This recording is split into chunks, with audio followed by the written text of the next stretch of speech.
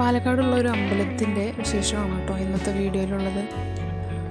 ഒരു അമ്പലവും അതിൻ്റെ പരിസരത്തായിട്ട് ഒരു ഭംഗിയുള്ള ഒരു ആൽത്തറയും നമുക്കിവിടെ കാണാൻ പറ്റും. ബേസിക്കലി ഞാനൊരു മുസ്ലിം ആണെങ്കിലും ഈ അമ്പലവും ഇതിൻ്റെ പരിസരവും എനിക്ക് വളരെയധികം ഇഷ്ടമായിരുന്നു. ഒരു പീസ്ഫുൾ ആയിട്ടുള്ള അറ്റ്മോസ്ഫിയറാണ് ഈ അമ്പലം കാണുമ്പോൾ തന്നെ നമുക്ക് ഉണ്ടാവുന്നത്. കുറച്ച് നേരം ഈ അമ്പലത്തിൻ്റെ ഭംഗിയൊക്കെ ഒന്ന് ആസ്വദിച്ച് ഈ ആൽത്തറയിൽ കുറച്ച് നേരം ഇരുന്ന് വിശ്രമിച്ചതിന് ശേഷം ഈ ആൽത്തറയെപ്പറ്റി ഞാൻ ചിന്തിക്കാൻ തുടങ്ങി. ആൽത്തറയിൽ കുറച്ച് നേരം ഇരുന്നപ്പോഴാണ് ഈ ആൽത്തറയിൻ്റെ ഇടയിലായിട്ട് വേറെ വേറെ മരങ്ങളുണ്ട്. അപ്പോഴാണ് മനസ്സിലായത് വേറൊരു മരത്തിൻ്റെ ഇടയിൽ നിന്നാണ് ഈ ആൽമരം വന്നിരിക്കുന്നത്. അതിൽ കുറേ ഏരിയൽ റൂട്ട്സ് ആയിട്ട് ഉണ്ട്. ആ ഏരിയൽ റൂട്ട്സൊക്കെ ഇറങ്ങിയിട്ട് മണ്ണിലിറങ്ങിയിട്ട് അതൊരു തടി പോലെ ഒരു ട്രങ്ക് പോലെ അവിടെ നിൽക്കുന്നുണ്ടായിരുന്നു. ഈ ആൽമരത്തിൻ്റെ ഇടയിലായിട്ട് നിറയെ ചെടികളുണ്ടായിരുന്നു. ഈ ആൽമരം കുറേ പക്ഷികൾക്കും മൃഗങ്ങൾക്കും ഒരു വാസസ്ഥലമാണ്. വീഡിയോ ഇഷ്ടമായാൽ ലൈക്ക് ചെയ്യുക. താങ്ക്